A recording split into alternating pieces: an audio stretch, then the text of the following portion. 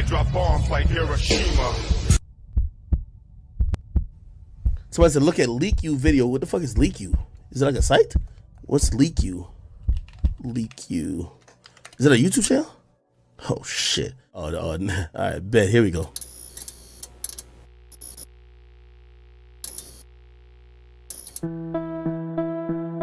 Please hit the like. Thank you.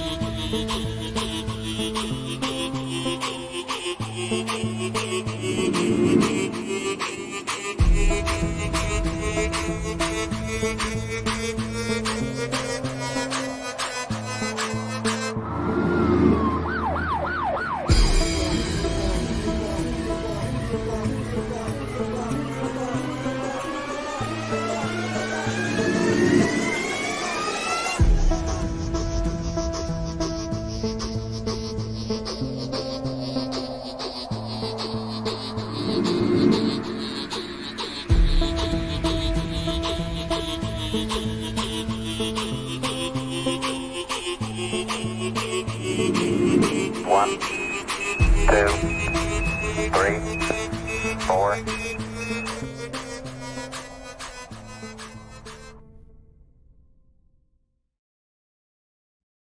Good morning, good afternoon, good evening, everyone. I hope you all are having a fantastic 3-day weekend, Labor Day weekend here in the United States of America. We are celebrating our Labor Day, which usually means that, we all have, an extra day off work, which is always nice.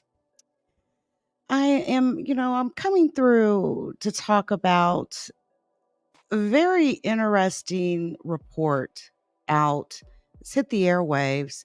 But before I get into the report, I want to give a special shout out to Khalil Amani. If you've not had an opportunity to see Khalil Amani's new channel, Khalil Amani's World 100, definitely check it out. And check out his latest video, which I am putting in the live chat for those of you to click and go view. Excuse me. I also want to give a special shout out to Layla Wills. Layla Wills did a live stream earlier today. She talked about the whole Africa Bambaataa situation, the recent, the recent news in regards to the John Doe lawsuit, an FCC complaint that was also made against Funkmaster Flex, radio DJ Flex, for some statements that he made on live radio in New York. And also, she talked a little bit about her ongoing federal lawsuit against Ronald Savage, the bee stinger, okay, who, comes live on YouTube drinking so-called apple juice, makes an absolute fool of himself, and says he's on a closure tour. And if you're familiar with, the Africa Bambaataa saga, Ronald Savage was one of the original people who came out and said that Africa Bambaataa did sexual things to him when he was a minor. And he's now changed his story completely to the point of even defending Africa Bambaataa. It's just really strange. But anyway, also want to give a special shout out to the Hood Smokers podcast, who's, been tapping in, plugging in lately. I've also been tapped in, plugged in. And when I tell you, I was laughing my behind off yesterday, day before yesterday even. There was a video that the Hood Smokers podcast had did, a parody of sorts of Ronald Savage, and it was hilarious, down to the hat,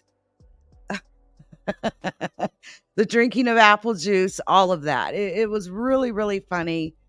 Check it out when you get an opportunity. So, the Hood Smokers podcast. Very, very interesting content. All right, folks. Now let's get into this. So, there's been a very interesting report circling today about the Boeing Starliner and strange noises emanating from the craft. It's specifically from the Starliner craft. Now, we did a story here a few days ago where we talked. We reviewed the press conference that NASA executives held in regards to the Boeing Starliner and the fact that we have two astronauts that are stranded in space right now. They took the Starliner up to the International Space Station, and they are now stuck in the International Space Station, and will be returning back to Earth next year, in February. There's been a lot of problems that have plagued the Boeing Starliner craft.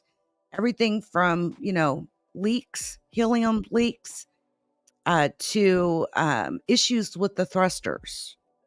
And the thrusters are very, very critical for spacecraft to be able to dock properly, undock properly, and to be able to return to Earth properly. And with, being the fact that we live in the shadow of the Challenger incident, the Columbia incident, many of us who in one lifetime witnessed the deaths of several astronauts. One when the Challenger blew up due to the O-ring back in 85, 86. And then Columbia exploded during re-entry to Earth. I lived to see both of these incidents happen, and we live in the shadow of those incidents. And I think those incidents weigh heavily on NASA's decision to ensure that, Sonny and Butch, the two Boeing Starliner astronauts who took the Starliner to space, to the International Space Station, that they come home alive. Now, Boeing and NASA executives have it's been reported that there was tense meetings over how to bring both Butch and Sonny home after they were stranded at the ISS, at the International Space Station. It's been reported that both Boeing and NASA confirmed that high-level meetings between both Boeing and NASA, these two organizations, descended into straight-up arguments and yelling even over whether to bring the astronauts home on the troubled Boeing Starliner that brought them to the ISS on its first crewed mission, which was considered a test flight. Now, a NASA executive has reported that it was, quote, heated. There were heated conversations, and that Boeing was convinced that the Starliner was in good enough condition to bring the astronauts home, and that NASA strongly disagreed, and that the thinking was that Boeing was being wildly irresponsible. Now, NASA astronauts Butch Wilmore and Sonny Williams were flown to space on Boeing Starliner on June the 5th, 2024, for a mission that was initially supposed to last 8 days. The Starliner experienced helium leaks and thruster issues that prompted NASA and Boeing to investigate the issue for weeks. Ultimately, NASA decided to tap Elon Musk's SpaceX. The SpaceX Crew 9 Dragon mission, Boeing's main space rival, to shuttle the astronauts home next year. The Starliner will make an uncrewed return, meaning there will be no humans on the craft as it returns to Earth. It's been reported that Boeing was not happy with the decision, and Boeing reportedly made it perfectly clear to NASA that a headline, What's the headline if there's a catastrophic failure? If not, Boeing killed 2 astronauts. It's NASA killed 2 astronauts. So no, it's better safe than sorry. In other words, Boeing, it's been reported that they are being wildly irresponsible. And you all look at the practice that Boeing applies to their jets, to their aircraft. They've got big problems here on the home front when it comes to their aircraft. And not only that, they've spent $1.2 billion on the Starliner program. And we've got situations with whistleblowers reporting very sketchy behavior from this huge organization, right? So the feeling at Boeing, it's been reported that the successful return of the Starliner is going to show NASA up. All right. It's going to show NASA up, and NASA's like, no, we don't agree with this, right? And Boeing feels that NASA's being overly cautious. But there's been a lot of requests to Boeing for comments on the report. Boeing doesn't have anything to say. They have had no comment thus far. So anyway, we now go to this. We now circle to this. There is some sort of odd noise that is coming from the troubled Starliner capsule. This particular craft is slated to leave the International Space Station on September 6th. It's going to be returning to Earth on an autopilot. But early this morning,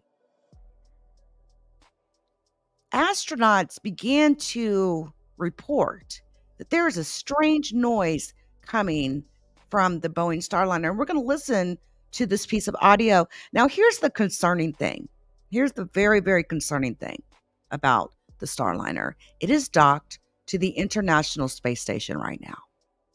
So God forbid if something happens to that craft while it is attached to the ISS, what does that mean? Is there potential that if that craft was to have some sort of malfunction, would it affect the International Space Station as a whole? That's a big, big concern. Anyway, let's listen to this piece of audio. It's about a minute 45. The astronauts are reporting a strange solar like pinging sound that appears to be coming from this craft. Houston on 2, got a question about the Starliner. Houston's with you, Butch. Go ahead. There's a strange noise coming through the speaker, and I didn't know if you could connect into the Starliner and let me keep mic and let you hear. I don't know what's making it, but I don't know if it's something that maybe is connected between here and there, making that happen. But anyway, can you do that? We can configure that, Butch. Give us a minute, and I'll call you back when it's ready. Okay. Station Houston on 2. We're configured for audio via hardline and CST. If you want to give us a call. Okay, I'm in Starliner, and how do you read? 5x5. How many? Okay, I'm gonna keep the mic up next to the speaker. Copy. Hear that? At negative, Butch. We did not hear anything.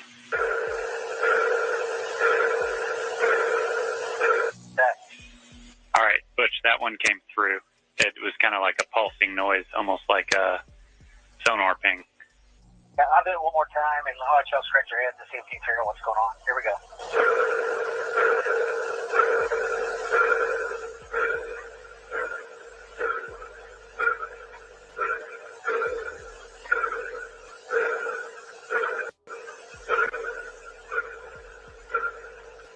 All right, over to you.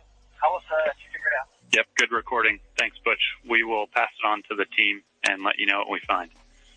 And Butch, just to make sure I'm on the same page, this is emanating from the speaker in Starliner. You don't notice anything else, any other noises, any other weird configs in there? Okay, thank you.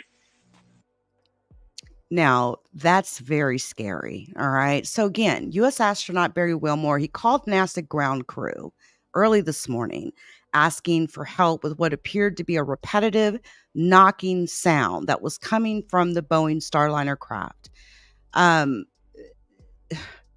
This recording, you obviously hear in the recording, Wilmore asked NASA crew in Houston to configure their call so that he could show them the noise, which he says is coming from the speaker inside of the Starliner. And then a repetitive clanging sound can be heard. The crew member describes it as sounding almost like a sonar ping.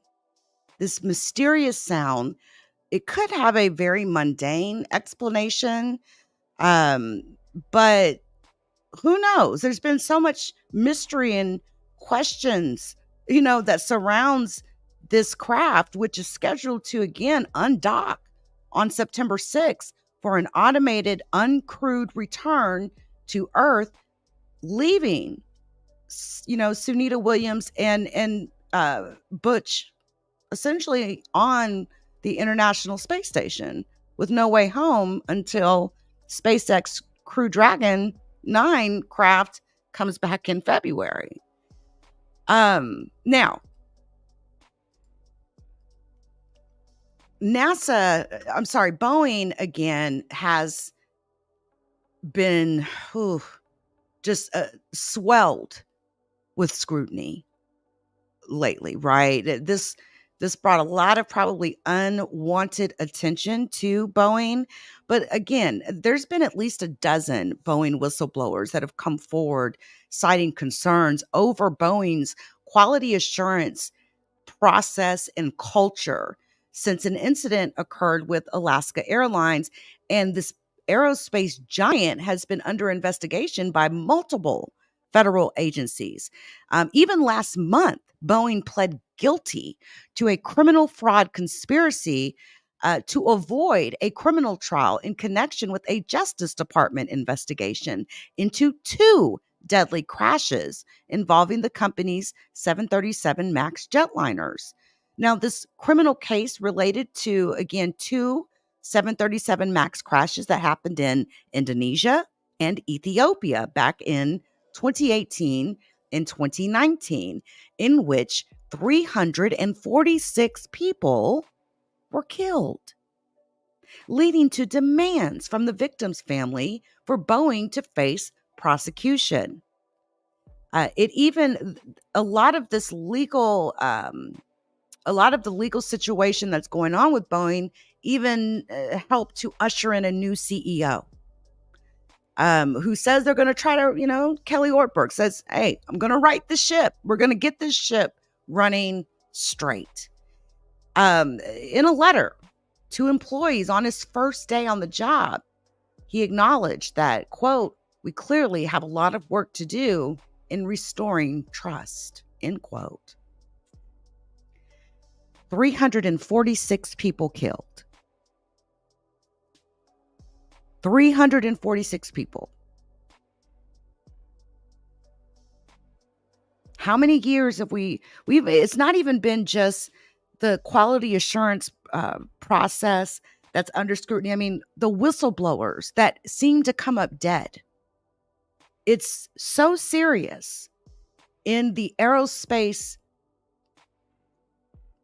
community, I guess you could say. It gets so serious that whistleblowers end up unalive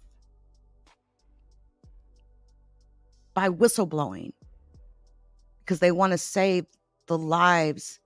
They want to save human beings' lives, especially when they see something that's blatant, something wrong that's being done blatantly wrong, and they want to right that.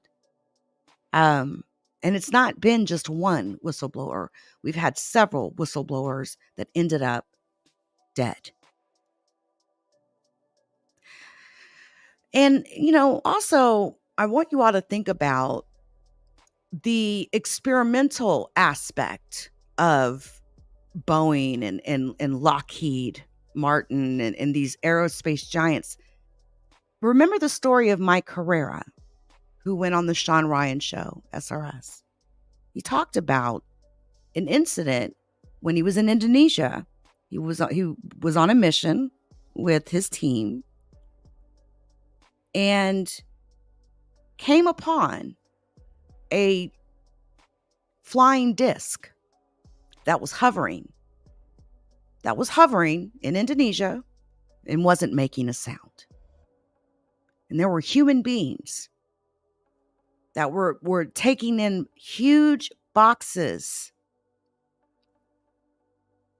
and putting it on a ramp that lifted up to this craft that didn't make any noise, didn't even have an attached wire, somehow hovering as like almost like magic. Taking this equipment into the craft, coming back down, this equipment being loaded onto this ramp, being brought up into the craft, and then coming back down. And it was, he suspects it was involving human trafficking. But this particular craft looked to him, when he spoke on it, to be man-made of some type. There was actually rivets, et cetera, et cetera. We know with some, with a lot of UFO craft, a lot of times there are no rivets. It looks like it's been made out of candle wax, is one whole piece, sort of a thing. But this one seemed to have lines and rivets and looks like it had potentially have been made man-made. And there were men that were on this craft that even accosted him and his team and took their guns, took pictures of their IDs, took pictures of them. And he felt he was lucky that he even survived.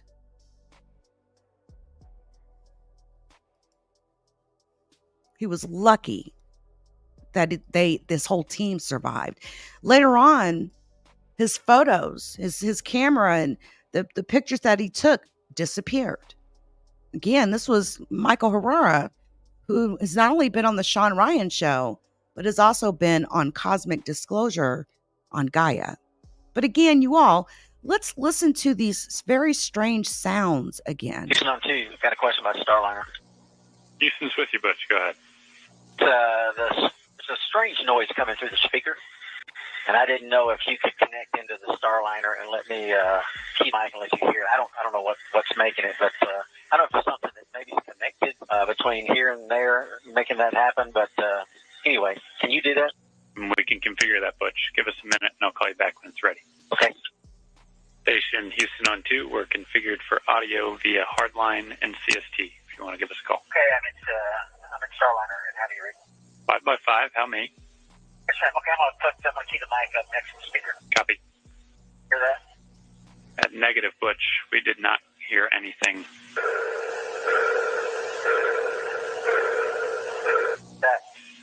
All right, Butch, that one came through. It was kind of like a pulsing noise, almost like a sonar ping. Yeah, I'll do it one more time, and I'll let y'all scratch your heads and see if you can figure out what's going on. Here we go.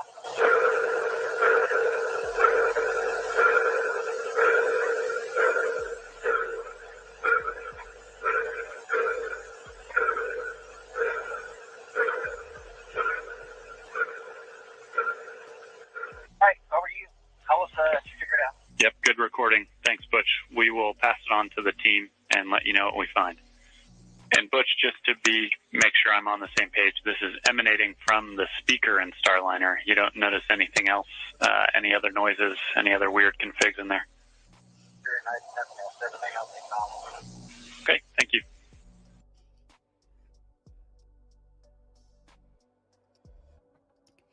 Now imagine being in the International Space Station and you're hearing this. You're already on edge because of all of the problems that have plagued this particular craft. But here it is, docked to the ISS.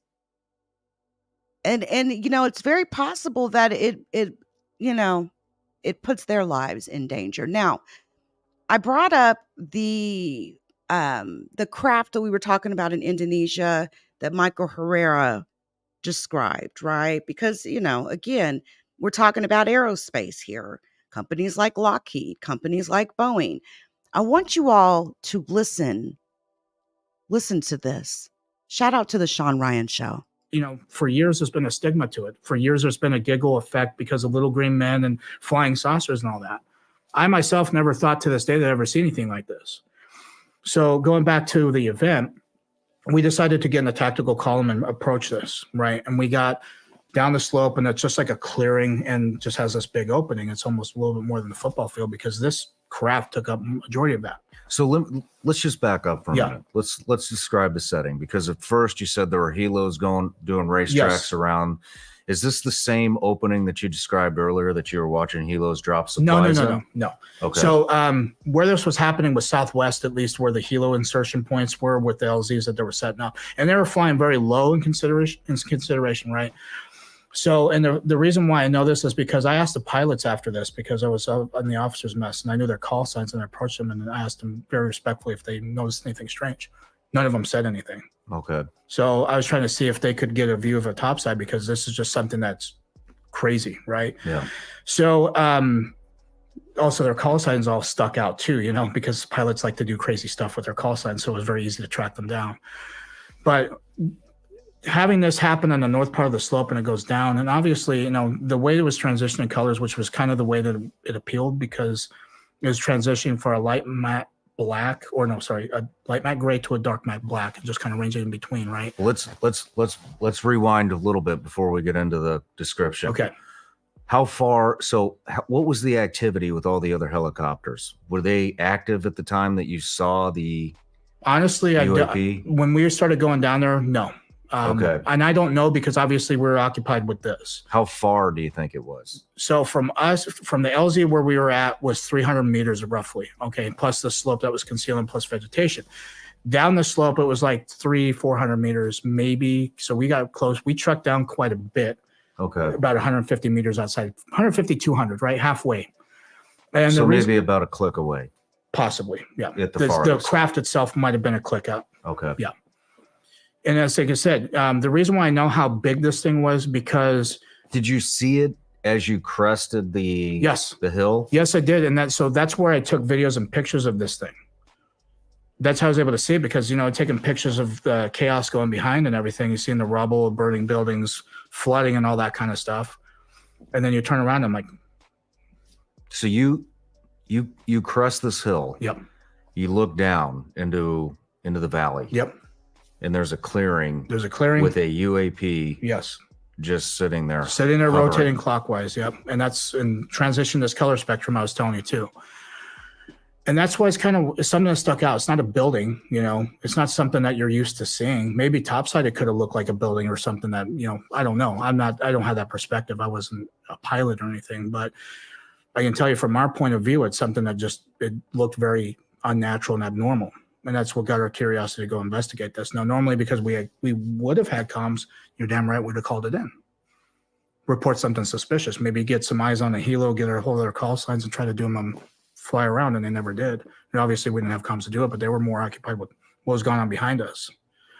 So when we trekked down and got around 150 to 200 meters from it, and this is an opening. By the way, there's no tactical advantage being in this situation, because you don't have cover. It's jungle. You have concealment, but this kind of concealment with vegetation is not bulletproof. Mm-hmm. So when we trekked up close, and we were attack column, so obviously you have points here, right, each Marine. So you have visuals of the sides. Somebody has point and somebody has the rear. And all of a sudden we're enveloped by this military force I still to this day don't know who they are. And how close did you get? To the craft? To the craft. Roughly 200 meters, 150, 200. Did you get to the bottom of the hill? Yes. So you saw the top of it, and then you could see underneath of it. And underneath of it had this platform that was on the ground that was separate from this craft hovering.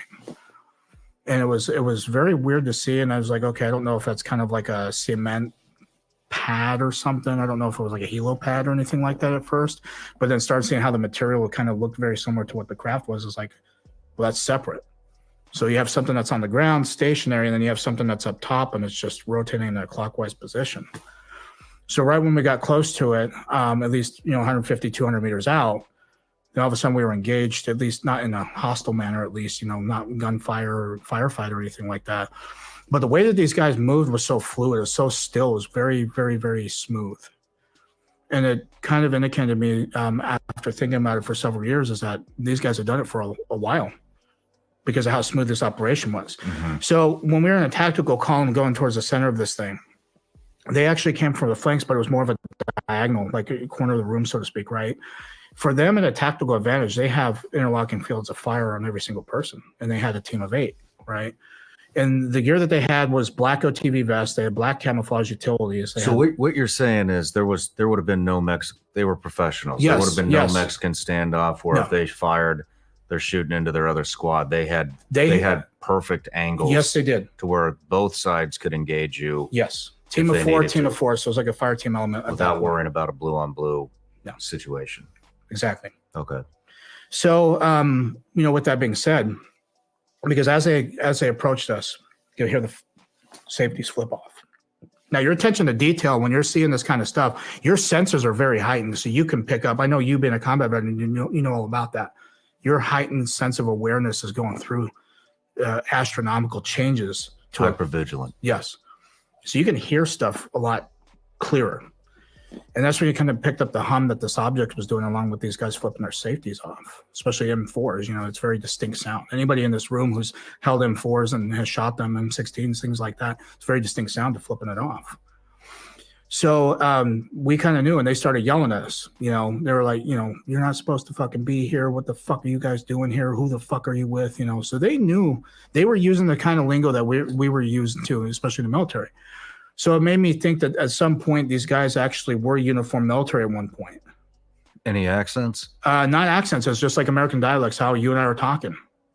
At one point they said they were going to smoke us. They could throw us out of a helicopter. It's very easy to get lost in the jungle out here. They kept saying stuff like that. So after they enveloped us, they all pretty much got in line. They told us to put our weapons. So we all got in line as well. And we had our hands up. We had our weapons slung. And, they're having 2 guys watch while there's a guy basically taking our magazines out of our vest. And they're throwing them on the deck and they're kicking them away so we don't have time to react. They also, at the same time, the first thing they did was obviously take our weapon and clear it. But they took the magazine out and they actually held it in a way to where they could pull a charging handle and collect the round and have it not hit the deck. So the way that these guys operated was very smooth. It's very calculated, very precise. You could tell they've done this a lot, or they've rehearsed it a lot. Especially combat operations, you're doing terrain model rehearsals.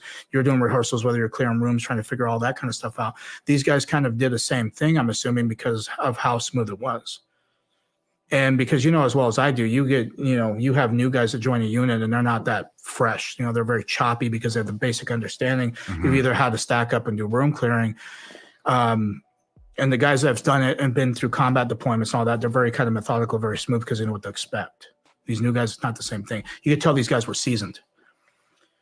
So as they did that, they actually, each Marine had 2 guys on them, plus one that was taking the stuff off of them.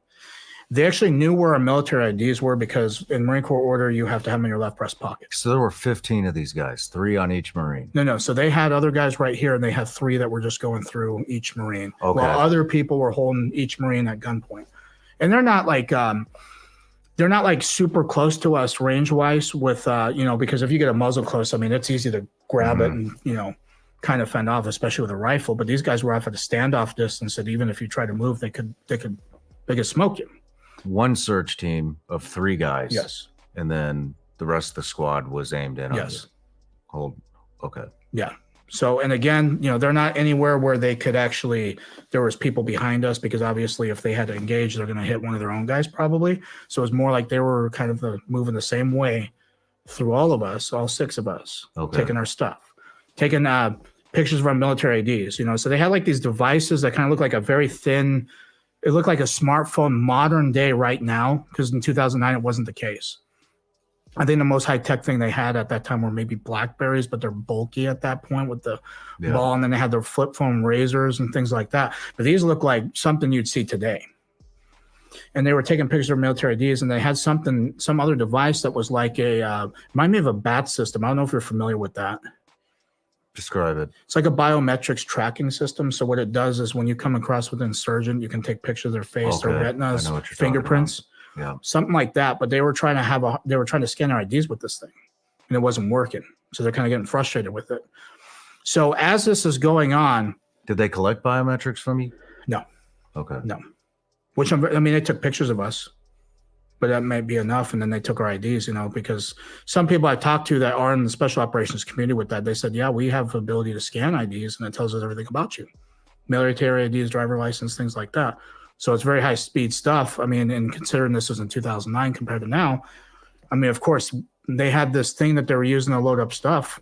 It's very advanced physics, something hovering off the ground, not making any sound, but an audible hum, like a guitar amp or something that's like a transformer. So it wasn't like, it didn't sound like a jet. No. It didn't sound like a helicopter. Hell no. There was no engine noise. Nope. Just a hum. Just an audible hum. It's very creepy to see because it's not normal. Was it like a bassy hum? Yeah. Yep. Okay. Like a guitar. Like if you were to unplug it, it wasn't the same pitch, but it was like the same kind of sound, same kind of noise that it emitted. And so as they're searching us, we're watching this thing happen. And that's when we started seeing trucks come from our left and go onto this platform. And they were up armored 350s. I know exactly what 350s are. They were kind of beefier trucks. They were matte black. When they were coming at us, and they go left. And I was glancing between what was going on in front of us with these guys, and then all of a sudden glancing over to what was going on behind them. And that's when I started seeing the key details of this thing. Like it had like a scale pattern on it, kind of like an octagonal, because the craft itself was like an octagonal shape where you could see points. Had a pyramid structure on top that was black, and you can see the shadowing of it as it rotated. But it was rotating very slow. And then it had like these vents on every single corner on the middle part of these the panels anyway. There was like a Vanta black. It was like a dark black that would like absorb light. Very weird. What do you mean by that? A dark black that would absorb light? So if you ever familiar with the BMW, they painted Vanta black. It was like a very super dark black. It's not like a reflective material at all. The matte black? Yeah, but very, very, very, even darker than matte black. Okay. Like you can shine a light at it and it won't even illuminate. Like the Batmobile? Kind of. Okay. Something like that. But even, it was like very dark. So only I can describe it as like that Vanta black. Okay. And when you mean absorb light, you're saying if I shine a laser on it, you might not even see the laser. Correct. Or it would be very dull. Correct. Okay. Something like that. So we're watching these vehicles, right? These trucks. Now, the thing I would say on the front of them, because Humvees, the military has, they have the IR lights on the front near the headlights that you can drive at nighttime with your knots. So they had the same thing because they had the same kind of slits that had the IR lights. But they had weapon cases in the back of each truck bed. And, you could store like a couple hundred weapons, maybe 100 weapons, maybe a platoon, a company size element. And it was the same Pelican casings that we would use to store stuff when they were transporting, so very big cases on 2 of them in each truck bed. And then they had a shipping container thing. It looked like a shipping container, but smaller and half the size. And the thing that was different about this is I had a cylinder on the front of it that was towards the truck. It was like parallel to the ground, just a cylinder right on the top of this thing. And for years, I thought, okay, like there's got to be oxygen supply or like a vacuum sealing thing that you would, because obviously I'm thinking it's drugs.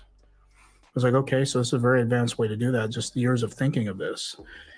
And come to find out, when I gave my speech in DC on that Saturday for the Disclosure Project with Dr. Greer, he's got a lot of people coming out of the woodwork, by the way. And this gentleman, I'm not going to give any detail. I know a little bit about him, but he works in some of these projects that are some very controversial facilities. He's aware of what was going on. After I gave my presentation of this, he confirmed, he says, no, he's like, I don't want to leave Michael hanging out there, but I was not expecting to come and talk to you about this. And he went explaining what the operations do, why they do it, and what they were using them for. And he says, there's not drugs that they're putting in these shipping containers. He says it's humans. Human trafficking. Yes. His own words. And, of course, And he also wants to come forward, at least with him and 30 other people that are involved with that part of the work. But it was very disheartening to actually get that information relayed to me, because here I'm thinking for years it's drugs and it's a much sinister thing. But it makes sense because they use natural disasters that people are going to be missing anyway. Yep. Scoop up people. I mean, I've been covering human trafficking this year. Right. And that's, a lot of the human trafficking comes from third world countries in distress. You're in a third world area. Yep. In distress. Right after an earthquake would be, it's prime. Yeah. Prime. Now think about that for a moment, folks. An earthquake happens and then a subsequent tsunami that kills hundreds of thousands of people. And you've got an area that has been devastated by a natural disaster. It is prime pickings, so to speak, for one, if they are into trafficking humans, to target that area, kidnap people, because who's going to say different, right? Either, the earthquake / tsunami killed them.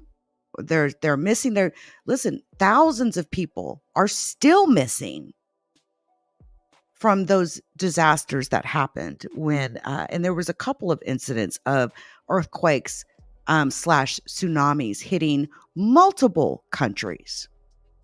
And so imagine an organization that has access to a flying saucer craft that could utilize that craft to go to these places, sit in the jungle, a mile, 2 miles out from the beach, have the ability to be able to kidnap survivors or people that survived the natural disaster and then traffic them. Shout out to those of you in the chat. Hey, Chris Harris, good to see you. Queen's Throne in the building. I see you, Emmanuel Briggs, in the building. Good to see you all. We are just talking about, we've kind of landed over here to this because we're talking about human beings that have access to some high technology, flying discs, craft that can be in a place in the snap of your fingers, right? They're not flying like normal airplanes. They're anti-gravity type engine. It's not like your normal engine that we're ever so used to, right? With cars and airplanes. But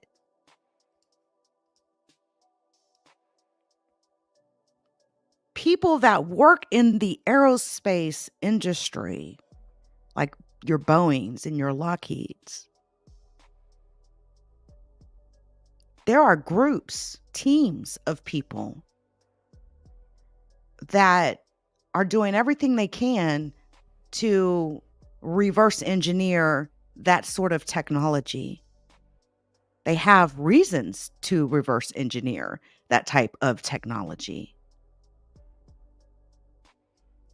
Time to do a human trafficking operation. Right. How big were the containers? I would say probably 8 feet and 10 feet, 8 feet tall, 10 feet within. So like maybe half a Connex box? Yeah, about that. Okay. And they were kind of like on the trailer that was underneath was kind of like a regular Humvee trailer that you would see kind of pull stuff, something like that. How were they being lifted into the craft? So they were driving onto this platform that was angled, so it would hit and it just raise up and they're just driving on this ramp. Oh, but the whole thing, yeah, but the whole thing was a ramp. Okay. Like a circular ramp. And I mean, obviously I can't see what's on the other side of it, but I'm assuming because it's a circular pattern that it's going to be the same on the other side. Because they would drive onto this platform, and at that point I saw all the doors open. 4 guys would come out, and then I'd go back to what we're facing here with these guys searching our stuff, asking us questions, taking our IDs, trying to intimidate the crap out of us. And so I can see the guys come out of the truck. And that was making me think too, like, At a tactical advantage, we didn't have that. There's only 6 of us, basically trained infantry Marines. And there's these guys here that are, doing this operation and very skilled, very methodical, very calculated, very precise. And if there's 8 of them, and then all of a sudden every single truck has 4 of these guys, I know that it's not just these guys that are running the perimeter. They could have been 40 or 30 or 40 people. Yeah. Could have been a platoon-size element. And the fact that we have no concealment, we barely have any concealment, because if we were to run and bank off the sides here to go to our flanks, they could just engage us. There's nothing to hide behind. Yeah. Vegetation ain't going to stop bullets, But so there's a lot of questions I have too, because it's, obviously if we would have engaged them, then the whole rest of the force behind us would know about it because they'd heard the commotion. Yeah. How many containers do you estimate were put into the craft? 4, because I saw 4 trucks. 4 containers. Yeah. And there could have been more, but at that point where we saw, we could have, because we stumbled onto this thing. We ruined their operation, so to speak, because we weren't allowed to see that. Let's talk about the craft. Okay. How big was it? 300 feet is what I'm estimating, about a football field. And the reason why I say this is because we flew on CH-53 Super Stallions. I'm sure you're familiar with those, your time as a SEAL. They're roughly 100 feet. All right. So from nose to tail, if you lined up 3 of them, it'd fit 3 of them under this craft, because I can see, especially the operation behind us, you kind of see them off in the distance. So you try to gauge, as a Marine, you're always trying to judge distance, you know what I mean? Because if you're having to engage, but lo and behold, we end up having a surprise right here happen with these guys. But that's how I know it was around 300 feet. Okay. And it was circular. Circular. It's like an octagon because it had like corners on it. That was like an octagon shape, but still circular. Could you see, was it one smooth piece of metal? No. Was it panels? Panels. Yep. How were they? Now that, when he said there were panels, that really got my attention, because if you've researched this topic the way I have over my entire life since I was a little girl, right? One of the things that really sticks or stands out when it comes to a lot of these craft is it's always, a lot of times described as if, it's one solid piece. There usually aren't panels and rivets and that sort of a thing. It, depending, I guess it would really depend on how mature the civilization is that's making the craft. But he said there were panels, right? And that definitely got my attention. And it makes me wonder, are companies like Boeing and Lockheed, are they in possession of experimental craft like this? And have they sold any of these craft? And are they being used by, private parties, et cetera, et cetera? There's no question that, again, there are teams that work for these companies, Boeing and Lockheed and these aerospace giants, whose entire goal and job is to find craft that have UFO craft that have been, taken down, however they've been taken down, to reverse engineer this craft. There's alliances and agreements that are happening between our government and engineers and other employees at these aerospace giants like Lockheed and Boeing, because our government needs, aerospace engineers who understand the flying and the physics of flying and et cetera, right? So think about that. How, just describe more. Were there windows? So were there were not openings? windows, nothing I could see like that. It just had that Vanta black vent looking things on each corner is all I saw with that. And it had like a octagonal scale pattern that went through it. It honestly reminded me kind of like a design for an F-22 Raptor. Okay. I like the top of it kind of looks like that. Yeah. That's what it kind of reminded me of because it would transition those colors. So I suspect, I've had people I've talked to about this to say, well, Lockheed Martin has reverse engineer stuff that's circular. Raytheon, they have triangular craft. And he said it might have been Lockheed because Lockheed also made the F-22. Interesting. Similar design concept. Now that I think about it, right? Because at this time, you're not really thinking about it. You're like, I'm more concerned with these guys and who the hell they are. So after we witnessed the last truck going on there, and we're still dealing with that, I got searched already, of course, and I'm just paying attention to what's going on. I'm making sure my guys are good too. And all of a sudden, the trucks, we never saw them again. They were not on that platform. There was like boxes and stuff that were on that platform. And so I'm assuming they either drove off on the other side or disappeared or where they went. I don't know. But all of a sudden, we noticed that this platform raises off the ground by itself. It doesn't make any noise, by the way. It doesn't disturb anything. Before it started gaining elevation, yeah. How high off the ground was this? The actual craft? Yes. I would say probably 20 feet. Okay. Yeah, good distance. And the platform rose up, but I'd say like the platform was up several feet, right? Probably maybe 5-6 feet, because it was, from the distance, probably about half an inch. I mean, I'm envisioning the way you're describing this, I'm envisioning an octagon. Yep. Rotating clockwise with a drop ramp similar to maybe something you would see on the back of a C-130, C-17, but circular. But circular and separate. There's no cables. There's no... Okay. Yeah. Was the ramp attached to the craft? No. Wow. So there was just an opening. There was just an opening. Like the bottom part of the craft, that was what I'm assuming, because that's where I saw it lift up and go into. Wow. It was like the bottom part. It was like the floor itself was like the platform, and they were just rolled up, right? But at the same time, the top part leveled a little bit and went down to meet with this. And as that happened, you start to see it rise up past the tree line. And it's not like a super fast and just rapid. It's just like kind of slow. As that's going on, the rotation has not changed. The audible hum has not changed. But it's not like somebody hit the gas and you hear a different. Yeah, it's nothing like that. Noise. It's just constant. Okay. Each point on that octagonal shape started to illuminate colors. Like, and it was just one color per point. It was red, it was green, it was yellow, and it was blue. It was the only colors I saw, and it was rotating, right? As soon as it got to the top of the tree line, like cleared the trees, this thing shot off to the left. And to the left was the ocean, by the way. This was going west. How far to the left was the ocean? Probably a good 1.5 miles, maybe. That's it? Yeah. So you're right on the coastline. Yeah. Okay. Probably, I would say it could be 1.5 miles to 3 miles, I'd estimate, because I mean, that's just estimation. I don't really know, because it took us a little bit when we landed into the near Padang City, because we landed at the airstrip, and then we took like a several minute flight going from southwest to like northeast part, roughly. So I'd say probably a couple miles to kind of estimate. And like I said, it didn't change pitches of noise or anything, and it just completely shot off. I mean, it's just like a blur that went left. Didn't make a sonic boom like you'd see a fighter jet when you see the pressure that, the way that happens. It didn't disturb any of the trees like rotor wash would do on a helo or a jet flying the map of the earth and leaving exhaust and blowing you kind of see Top Gun movies when it cranks up on that. Nothing. There were even coconuts that you could visibly see on these trees. None of them were disturbed. No. Listen, that's an incredible story by Michael Herrera, who again went on the Sean Ryan show, the SRS show.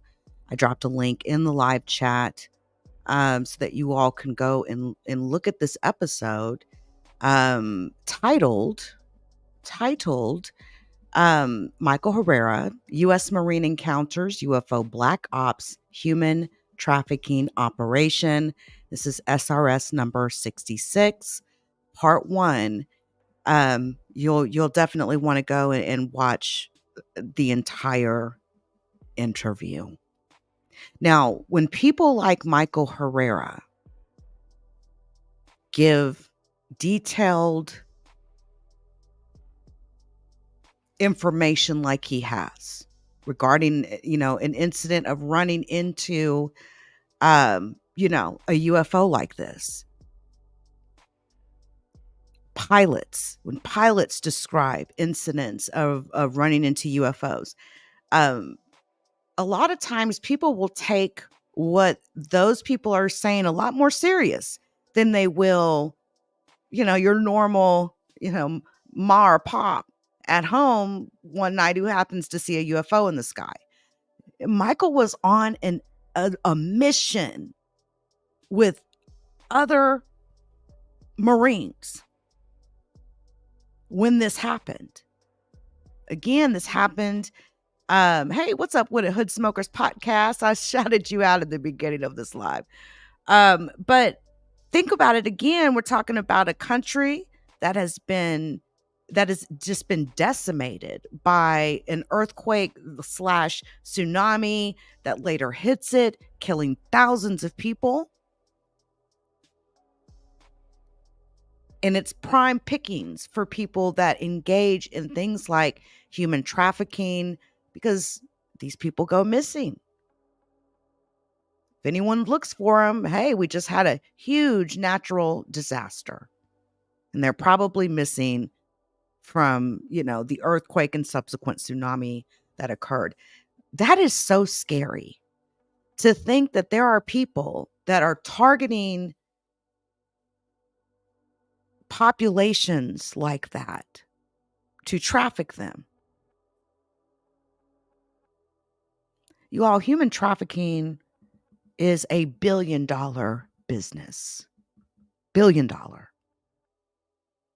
There are people that are selling their loved ones, their relatives, their own children to be trafficked. There was a photo that I seen yesterday or day before from, I think it was like 1912, 1913. It was in the early 20th century, in the early 1900s. And it was a mother that had a sign up in her yard and was selling her children because she needed money. There was no law back then that stopped her. And it was something that a lot of people engaged in, a lot of mothers engaged in, that were stricken with poverty. And it's still going on. Believe that. It's still happening to this day. So, with all of that being said, we started out talking about how the Boeing Starliner is making strange sonar-like noises. I know that, again, really freaks, every astronaut out up there in the ISS. They're probably already freaked out that this craft is sitting there docked to the space station. And God forbid if anything happens, like an explosion or, anything that could cause the ISS any problem whatsoever. Hopefully it will undock on September 6th when it returns uncrewed back to Earth. Hopefully it will undock without any issues. Again, it's supposed to be an automated, piloted return to Earth. So we'll see. I'll tell you this, if the way Boeing acts with their aircraft here on Earth says anything at all, we all need to just be on guard for whenever this craft comes back. It's just crazy that Boeing sent these 2 astronauts to space in this craft that had issues like this with the thrusters and helium leaks and all of that. Again, they've spent $1.5 billion. And we have real big issues happening at home with Boeing aircraft, and, talks about how the quality control process is flawed. Again, we're talking about the deaths of almost 400 people back in 2018 and 2019. So Boeing is a huge company. They have got a lot of money and teams, as I mentioned before, that consider it competition to find, a UFO craft and reverse engineer a UFO craft. It is a competition between companies like Boeing, Lockheed, Raytheon, they are absolutely competing to be the first ones, right? So anyway, shout out to each and every one of you that came through the live stream. Shout out to those of you on Twitter. We've got about 60 people up, connect to the live watching. Much appreciated. I will be back live at a later time to talk about a mass UFO sighting in Palmdale, California, Lancaster, California, and even in Hawaii. There are multiple videos, multiple pieces of videos / photos of what appears to be a mass UFO sighting that was reported by hundreds of people. If you just search Palmdale UFO or California UFO in any social media engine, you will start seeing some of the videos that were taken on the night when this mass UFO sighting occurred. So I will be back live to talk about that and to take a look at some of these videos of this mass UFO sighting from the shores of California to Hawaii, baby. Before I get up out of here, guys, allow me to pay a few bills if you don't mind. Shout out to the LeakYou community. Please join us on Spotify, Apple Podcasts, Google Podcasts, and Amazon Music.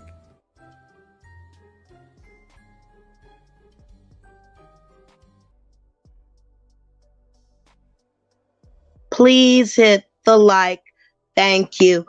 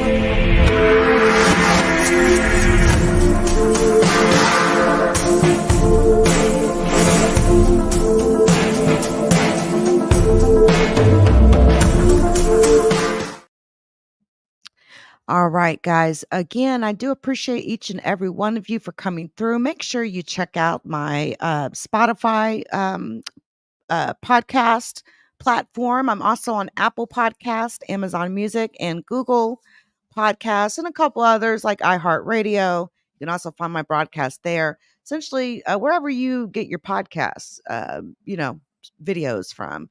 Definitely make sure you subscribe and check it out. Yeah, man, this is crazy. Again, also, I'm going to update the description with a link to that Sean Ryan, the full part 1 clip. So you can go and check it out. Make sure you subscribe over there as well. You all, I appreciate you all. I'm out of here. I'll see you all on the next one, guys. Until next time. Shout out. The judgment sentence that you are an asshole. The trial is over. Thank you, everybody. Let's play a game. You have 10 seconds to take all your stuff and get out of my life. 10, 9, 8. God bless you, motherfucker. You're really smart. Like really, really, really smart like I am.